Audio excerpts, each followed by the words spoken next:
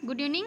एमएसएससी academy में आपका स्वागत है। आई होप आप लोग अच्छे होंगे और इन्जॉय के साथ पढ़ाई भी कर रहे होंगे। जैसा कि हम लोग बायोलॉजी में कई चैप्टर्स पढ़ चुके हैं, तो अब आप लोगों को बायोलॉजी में कोई भी दिक्कत नहीं होगी। और जो भी क्वेश्चन होते हैं बहुत इंपॉर्टेंट होते हैं, किसी ना किसी एग्जाम्स में आए हुए होते हैं। इसीलिए आप लोग वीडियो को ध्यान से देखा करें और बार बार रिविज़न ज़रूर किया करें। तो आज हम लोग का टॉपिक शैवाल से संबंधित है, तो चलिए हम लोग शैवाल से डिस्कस कर लेते हैं। तो जैसा कि मैंने आपको बताया था कि वनस्पति विज्ञान की वह शाखा जिसमें शैवालों का अध्ययन किया जाता है वो फाइकोलॉजी के अंतर्गत आते हैं।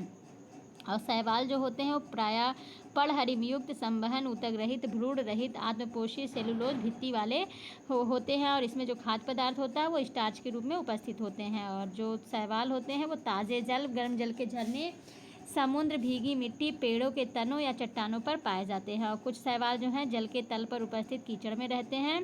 कुछ झील तालाबों के किनारों पर पाए जाते हैं। और कुछ शैवाल जो है पानी में तैरते रहते हैं, जैसे डायटम्स हैं, वॉल्वॉक्स हैं। कुछ शैवाल हैं जो अधिपादप के रूप में दूसरे पौधों पर उगते हैं, जिसे उडोगोनियन कहते हैं। और प्रोटोडर्मा जो है एक ऐसा शैवाल है जो कछुओं के पीठ पर उगता है। तो ये है शैवाल के बारे में थोड़ा सा डिस्कस। तो चलिए आइए क्वेश्चन के माध्यम से हम लोग और डिस्कस करते हैं। तो पहला क्वेश्चन लेते हैं। पहला क्वेश्चन है, यूरोपीय पर्वत पर जमी बर्फ निम्न में से किस शैवाल की उपस्थिति के कारण हरे रंग की प्रतीत होती है? रेफिडोनिमा, क्लैमिडोमोनास, एक व दो, दोनों, ना तो एक ना तो दो। तो आपको बताना है कि जो यूरोपीय पर्वत है उस पर जो बर्फ़ पाई जाती है वो किस शैवाल के कारण हरे रंग की प्रतीत होती है, हरे रंग की दिखाई देती है। तो चलिए बताने की कोशिश कीजिए क्या हो सकता है। तो बर्फ़ में जो पाए जाने वाले शैवालों के जो कारण होते हैं वो बर्फ़ विभिन्न रंगों में दिखाई देता है। शैवालों के कारण ही बर्फ़ जो होता है वो कलरफुल दिखाई देता है। जैसे हिमेटोकॉकस निवेलिस के कारण अल्पाइन व आर्कटिक भाग पर जमी बर्फ़ जो है ये लाल रंग की दिखाई देती है। और कुछ यूरोपीय पर्वत पर जमी बर्फ़ रेफिडोनिमा और क्लैमिडोमोनास शैवाल की उपस्थिति के कारण हरे रंग की दिखाई देती है। और प्रोटोडर्मा और स्कोटिला बर्फ़ जो है ये बर्फ़ को पीला या हरा पीला बनाते हैं। तो आपका इसमें ऑप्शन नंबर 3 जो है राइट हो जाएगा। एक व दो, दोनों, रेफिडोनिमा और क्लैमिडोमोनास जो हैं इन दोनों के कारण यूरोपीय पर्वत पर जो जमी बर्फ़ होती है वो हरे रंग की दिखाई देती है। ओके, चलिए नेक्स्ट क्वेश्चन। निम्न में से कौन से शैवाल बर्फ़ को पीला या हरा पीला बनाते हैं? प्रोटोडर्मा, सारगासम, स्कोटिला, ग्रेसिलेरिया, सीफेल्यूरोस। कूट की सहायता से बताना है कौन कौन से हैं। केवल 1, 2, 4, 5, केवल 1, 4, 5, 1 और 3, 2 और 4। तो चलिए बताने की कोशिश कीजिए। अभी मैंने आपको बता दिया, तो इसका आंसर जल्दी से बताइए क्या हो सकता है। शैवाल किसके कारण शैवाल जो है पीला या हरा पीला कलर बनाते हैं? तो चलिए बताने की कोशिश कीजिए। तो अभी मैंने बताया कि बर्फ़ में जो पाए जाने वाले शैवाल होते हैं इसी के कारण बर्फ़ जो है कई रंगों में दिखाई देता है। और जैसे हिमेटोकॉकस निवेलिस के कारण जो है अल्पाइन या आर्कटिक भाग में बर्फ़ जो है वो लाल रंग की दिखाई देती है। और कुछ यूरोपीय पर्वत पर जो जमी बर्फ़ होती है वो रेफिडोनिमा और क्लैमिडोमोनास शैवाल की उपस्थिति के कारण हरे रंग की दिखाई देती है। और प्रोटोडर्मा तथा स्कोटिला बर्फ़ जो है ये पीला या हरा पीला जो है बनाते हैं। तो इसमें कौन सा? प्रोटोडर्मा पहला है और स्कोटिला पहला, और तीसरा जो है ये दोनों के कारण जो है ये शैवाल बर्फ़ को पीला या हरा पीला बनाते हैं। तो पहला और तीसरा ऑप्शन किस में है? ऑप्शन नंबर 3 में है, ये राइट हो जाएगा। ओके, चलिए नेक्स्ट देखते हैं। निम्न में से कौन से शैवाल एंथोसीरोस नामक ब्रायोफाइटस के अंतर्गत पाए जाते हैं या अंदर पाए जाते हैं? प्रोटोडर्मा, नॉस्टॉक, रेफिडोनिमा, सीफेल्यूरोस। तो आपको बताना है इनमें से कौन से शैवाल हैं जो एंथोसीरोस नामक ब्रायोफाइट्स के अंदर पाए जाते हैं। तो चलिए बताने की कोशिश कीजिए क्या हो सकता है। तो नॉस्टॉक जो है ये एंथोसीरोस नामक ब्रायोफाइटा के अंदर पाए जाते हैं। और एनाबीना जो होता है, एनाबीना वो एजोला नामक टेरिडोफाइट्स पौधों के अंदर पाए जाने वाले शैवाल हैं। तो इसमें आपका एंथोरिस नामक ब्रायोफाइटा पूछा है, तो ये आपका ऑप्शन नंबर 2 जो है राइट हो जाएगा। नॉस्टॉक जो है ये एंथोसीरोस नामक ब्रायोफाइटा के अंदर होता है। और एनाबीना जो होता है एजोला नामक टेरिडोफाइट्स पौधों के अंदर पाए जाने वाले शैवाल है। तो आपका ऑप्शन नंबर 2 राइट हो जाएगा। ओके, चलिए नेक्स्ट क्वेश्चन। लाइकेन किससे मिलकर बना होता है? कवक, शैवाल, एक व दो, दोनों, ना तो एक ना तो दो। तो ये बहुत ही ईजी क्वेश्चन है, इसको तो आप लोग आसानी से बता सकते हैं। तो चलिए जल्दी से बताइए क्या हो सकता है। तो लाइकेन जो होता है जो कि पौधों का एक विशेष वर्ग होता है और सहजीवन का अति उत्तम उदाहरण भी प्रस्तुत करता है। लाइकेन में एक शैवाल और दूसरा कवक होता है। इन दोनों में आपस में घनिष्ठ संबंध होते हैं और एक दूसरे के सहचर होते हैं। शैवाल द्वारा जो निर्मित भोजन होता है वो कवक को मिलता रहता है और इसके बदले जो है वह कवक से खनिज, लवण, स्थान और रक्षा प्राप्त करता रहता है। एक क्लेडोफोरा एक स्पंज है जो एफिडेरिया फ्लोरीटेलिस में सहजीवी के रूप में रहता है। तो आपका ऑप्शन नंबर कौन सा है? ऑप्शन नंबर थर्ड जो है राइट हो जाएगा। कवक और शैवाल से मिलकर लाइकेन बनता है। ओके, चलिए नेक्स्ट क्वेश्चन। निम्न में से कौन से शैवाल लाल सागर में जल के ऊपर तैरता रहता है? ट्राइकोडेस्मियम, एरिथ्रियम, क्लैमिडोमोनास, ऑसिलेटोरिया, साइमनसिएला। तो आपको बताना है कि इनमें से कौन से शैवाल है जिसके कारण शैवाल लाल सागर में जल के ऊपर तैरता रहता है। तो चलिए बताने की कोशिश कीजिए क्या हो सकता है। तो ट्राइकोडेस्मियम एरिथ्रियम नामक नीली हरी शैवाल लाल सागर में जल के ऊपर तैरता रहता है और उसे लाल रंग प्रदान करता है, जिसके कारण इस सागर का नाम जो है लाल सागर पड़ा है। तो आपका इसमें कौन सा ऑप्शन है? आपका ऑप्शन नंबर फर्स्ट जो है राइट हो जाएगा। ट्राइकोडेस्मियम एरिथ्रियम नामक जो नीली हरी शैवाल है वो लाल सागर में जल के ऊपर तैरता रहता है, जिसके कारण इसका रंग लाल कलर हो जाता है और इसी के नाम पर ही लाल सागर नाम पड़ा है। तो आपका ऑप्शन नंबर फर्स्ट जो है राइट हो जाएगा, ट्राइकोडेस्मियम एरिथ्रियम। ओके, चलिए नेक्स्ट क्वेश्चन। शैवालों में प्रचुर मात्रा में पाए जाते हैं कार्बनिक पदार्थ, कार्बोहाइड्रेट, विटामिन, उपर्युक्त सभी। तो आपको बताना कि शैवालों में क्या क्या पाए जाते हैं। तो शैवाल जो होता है ये खाद्य रूप में भी यूज़ किया जाता है और शैवालों में कार्बोहाइड्रेट, कार्बनिक पदार्थ और विटामिन प्रचुर मात्रा में पाए जाते हैं और इसके साथ साथ इसमें विटामिन ए, सी, डी और विटामिन ई भी इसमें मुख्य रूप से पाए जाते हैं। तो आपका ऑप्शन नंबर फोर्थ जो है राइट हो जाएगा, उपर्युक्त सभी। ओके, चलिए नेक्स्ट क्वेश्चन। आयरिश अगर किस शैवाल से प्राप्त किया जाता है? Anthoceros, Raphidonema, Chondrus, diatom. तो आपको बताना है आयरिश अगर किससे प्राप्त करते हैं। तो कोन्ड्रस नामक शैवाल से आयरिश अगर प्राप्त किया जाता है और जिसका उपयोग चॉकलेट बनाने में इमल्सिफाइंग कारक के रूप में किया जाता है। तो आपका कौन सा ऑप्शन होगा? आपका ऑप्शन नंबर थर्ड जो है राइट हो जाएगा। कोन्ड्रस जो होता है ये शैवाल आयरिश अगर प्राप्त किया जाता है और इसका प्रयोग चॉकलेट बनाने में इमल्सिफाइंग कारक के रूप में यूज़ करते हैं। तो आपका ऑप्शन नंबर थर्ड राइट हो गया। Next question.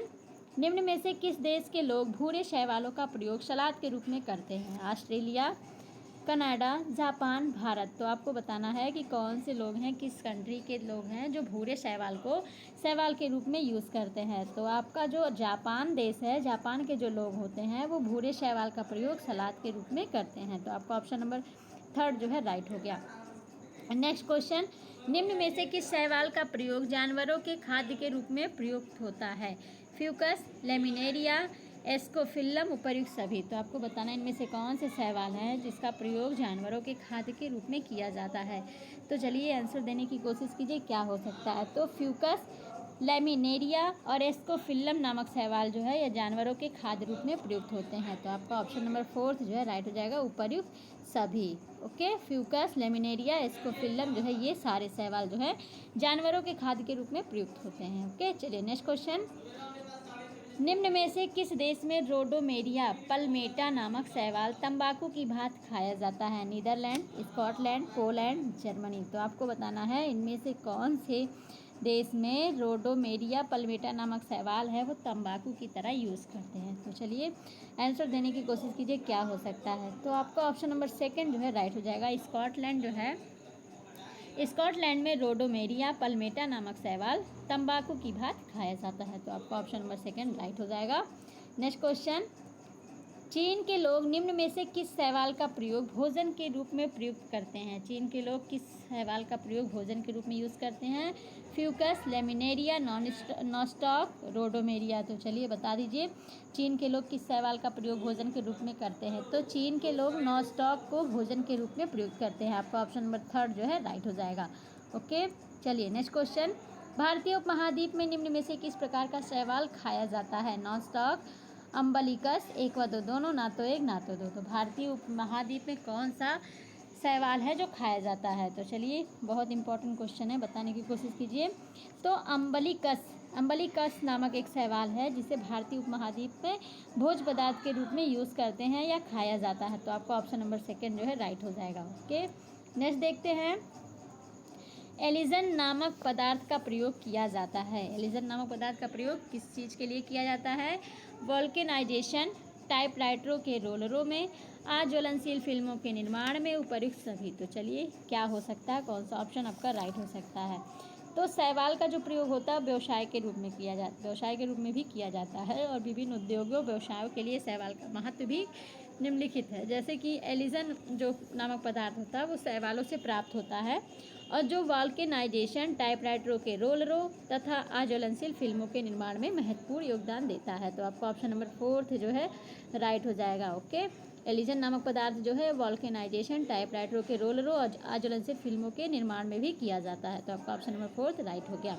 नेक्स्ट क्वेश्चन, निम्न में से किस शैवाल का प्रयोग जापान में कृत्रिम ऊन के निर्माण में किया जाता है? Gelidium, Sargassum, Cephaleuros, Laminaria. तो आपको बताना है इनमें से किस शैवाल का प्रयोग जापान के लोग कृत्रिम ऊन के रूप में यूज़ करते हैं। तो सारगासम नामक शैवाल जो होता है जो उत्तरी अटलांटिक महासागर में पाया जाता है या जापान में पाया जाता है, वो कृत्रिम ऊन का निर्माण करते हैं। तो आपका ऑप्शन नंबर सेकेंड जो है राइट हो जाएगा, सारगासम। सारगासम शैवाल का प्रयोग जापान में कृत्रिम ऊन के निर्माण में किया जाता है। ओके, चलिए नेक्स्ट क्वेश्चन। केराड्रस नामक शैवाल से कौन सा पदार्थ तैयार किया जाता है? एलिजन, श्लेष्मिक, कैरोगेनिन, एक व दो दोनों, ना तो एक ना तो दो। तो आपको बताना है केराड्रस जो है ये नामक शैवाल पदार्थ कौन सा पदार्थ तैयार किया जाता है? तो केराड्रस नामक शैवाल से श्लेष्मिक, कैरोगेनिन नामक पदार्थ तैयार किया जाता है और जो श्रृंगार प्रसाधन जैसे शैम्पू, जूतों की पॉलिश आदि बनाने में यूज़ करते हैं। तो आपका ऑप्शन नंबर सेकेंड जो है राइट हो जाएगा, श्लेष्मिक, कैरोगेनिन। ये जो है केराड्रस नामक शैवाल से प्राप्त होता है। ऑप्शन नंबर सेकंड जो है राइट हो जाएगा। ओके, चलिए नेक्स्ट क्वेश्चन। निम्न में से किस शैवाल का प्रयोग आयोडीन, ब्रोमीन अम्ल, एसीटोन बनाने में किया जाता है? लेमिनेरिया, फ्यूकस, एक व दो दोनों, ना तो एक ना तो दो। तो चलिए, इसका भी क्या कौन सा ऑप्शन हो सकता है? किस शैवाल का प्रयोग आयोडीन, ब्रोमीन अम्ल और एसीटोन बनाने में करते हैं? तो लेमिनेरिया, फ्यूकस आदि शैवालों का प्रयोग आयोडीन, ब्रोमीन अम्ल और एसीटोन बनाने में किया जाता है। तो आपका ऑप्शन नंबर थर्ड जो है राइट हो जाएगा, लेमिनेरिया और फ्यूकस दोनों का यूज़ करते हैं। ओके, चलिए नेक्स्ट क्वेश्चन। अगर अगर नामक पदार्थ प्राप्त होता है ग्रेसिलेरिया, जिलेडियम, एक व दो दोनों, ना तो एक ना तो दो। तो अगर अगर नामक पदार्थ किससे प्राप्त होता है? तो अगर अगर नामक जो पदार्थ है वो लाल शैवालों से प्राप्त किया जाता है और जो प्रयोगशाला में पौधों के संवर्धन, तना, जेल, आइसक्रीम आदि प्रयुक्त होता है और यह पदार्थ तापरोधक, ध्वनिरोधक, कृत्रिम रेशे, चमड़ा, सूप, चटनी आदि बनाने में काम में आता है और यह पदार्थ जो होता है वो ग्रेसिलेरिया और जेलेडियम नामक शैवालों से प्राप्त किया जाता है। तो आपका ऑप्शन नंबर थर्ड जो है राइट हो जाएगा, एक व दो दोनों। ओके, अगर अगर नामक जो पदार्थ है वो ग्रेसिलेरिया और जिलेडियम दोनों से प्राप्त होता है। ओके, नेक्स्ट देखते हैं।